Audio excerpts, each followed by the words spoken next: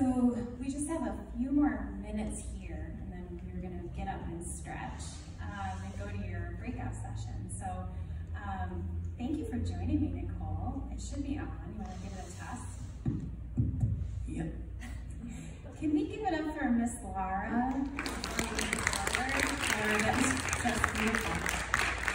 We laughed, we cried, and we also might change our mission to keeping caregivers and parents out of jail.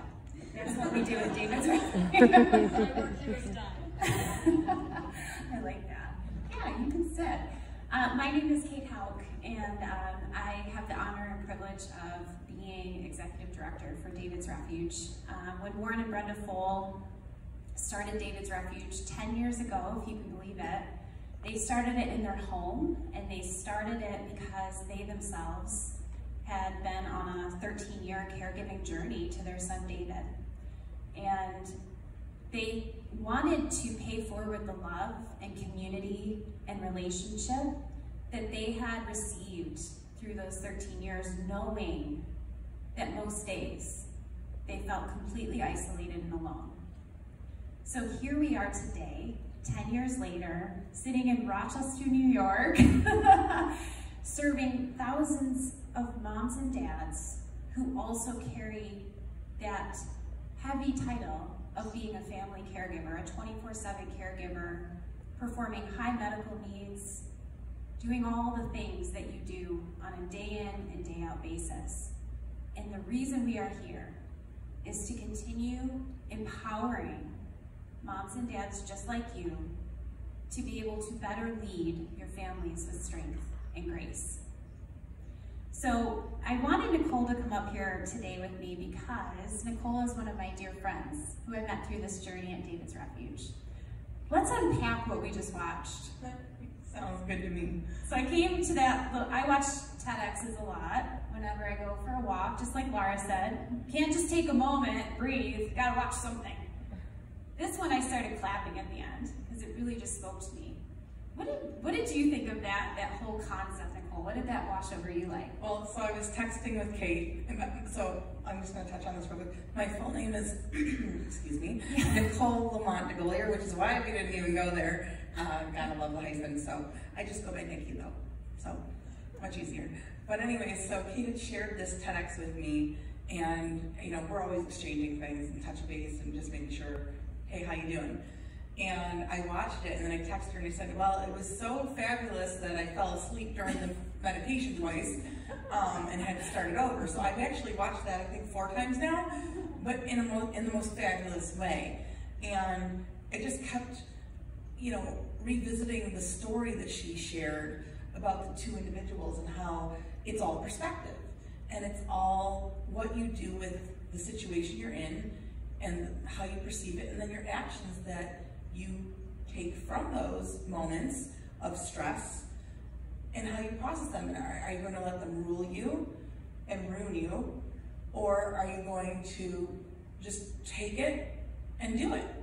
And I think that it's the most basic of choices, but it's so integral to our day-to-day living. I'll share with you, I have 3 children. I have an almost 9-year-old who's very high functioning on the spectrum, some OCD, some ADHD thrown in there. My son Teddy was completely nonverbal and living in his own world, and now he literally is winning the Social Butterfly Awards because he doesn't stop talking. So we traversed the whole realm there. I have a just turned 7-year-old in February, Jack, who he's our middle guy and very tricky, very complex little dude. Really unique. He has something called DMDD, Disruptive Mood Dysregulation Disorder. It's a mouthful. It's kind of like living in a constant state of flight or fight. It's comparable, it's a mental health disorder, and he has ADHD as well. So there's just a lot going on in our house at any given time. And then we have an almost 4-year-old little girl who's all spunk and sparkle, and she's not taking any of it. Not having any of it. I have 2 dogs and 15 chickens and a cat, and my father who lives with us is a disabled veteran who we love to death, and there's just, we call ourselves a 3-ring circus. So in our life, there is a constant state of stress, and I've had to learn over the last few years. I turned 40 this past year during the pandemic. That was fun. And I kind of came to a realization, I don't have to carry all of this. It's not my job to put all this on my back. And there are some things like the medications and the appointments, and those are my jobs. Those are the things that I am responsible for. But there are other things that I don't have to pick up. And there are choices, and I was sharing this with Kate earlier. My son Jack has been going through some things. On top of our behavioral disorders, we have some GI issues mixed up in there with all my kids, and he's been having some problems, and you know, we have off days. And he had gotten up late, and we just weren't moving on time. And for the record, both my kids have to be on the bus by 6:45 in the morning, Monday through Friday, which is a real joy. So we're up at the crack of dawn, getting moving with both of my kids who have struggles getting ready. And it just wasn't coming together. And everybody was in this state of chaos.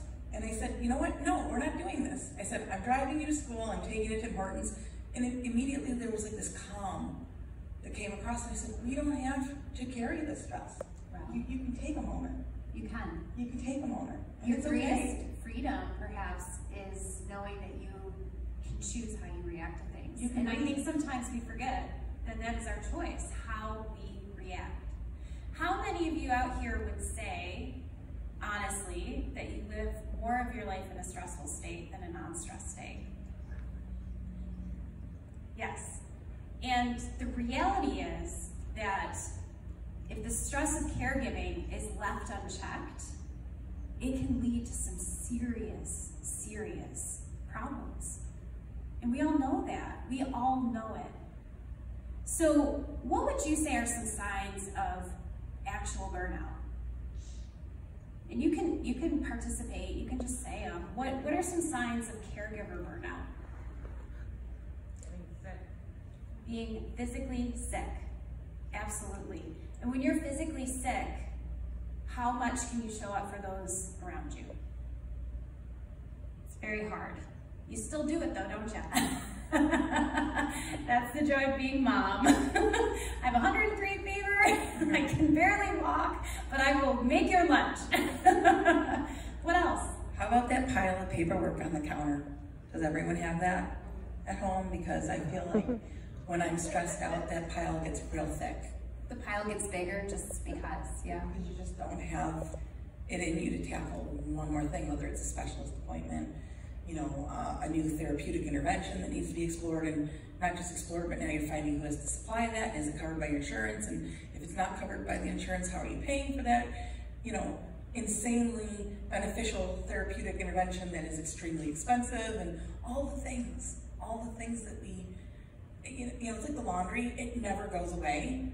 And I feel like with each thing that you overcome and challenge and champion, there's something else in the wings. Like we were talking about that. It's always. You get a step ahead, and then all of a sudden you're 5 steps back. You're like, how did I get back here? It was just ahead, or it's coming from a different direction or a different chapter of your life, and you're not quite sure. Yeah. Okay, where's the balance? What are some other signs? Not able to really see joy. Absolutely. That's on my list. Good job. What else? Sometimes I just go to my room and I just have to have a minute, just have a good cry. So that's a mixture of probably a sign of burnout, of withdrawing, but then you're also blending that right in with a little bit of self-care, because you know that you need that time to take a breath, take a beat. Absolutely. Constantly not sleeping well. Absolutely, absolutely. Feeling isolated.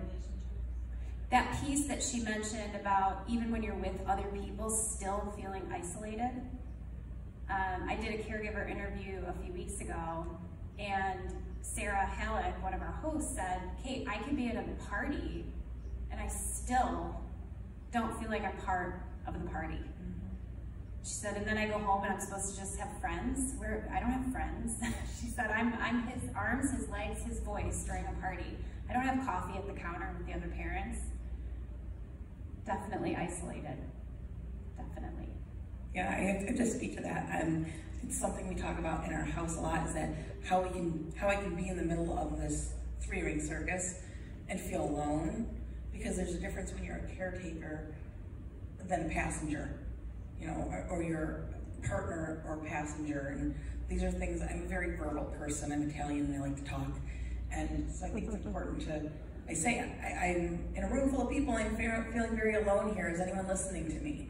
And that's important, like what you say and the people around you hearing what you're saying. Like, I need help, you know, I am tired and I need to rest. Like, there are things that need to be done and I can't do that right now. Right. And I think that's, you know, at the end of the day, what we would hope for all of you is that you know deeply how incredibly, I'm not proud like a parent at all. I'm just proud like a fellow mom that you got up and you came here today. Because that took a lot.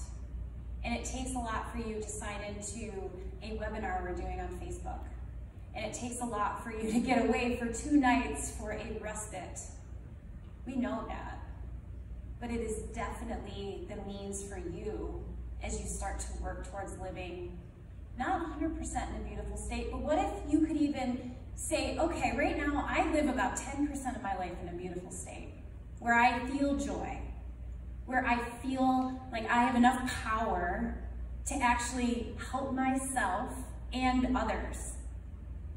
What if you move the needle in the next year to feeling 20% of your life filled in a beautiful state? What if that could be your goal?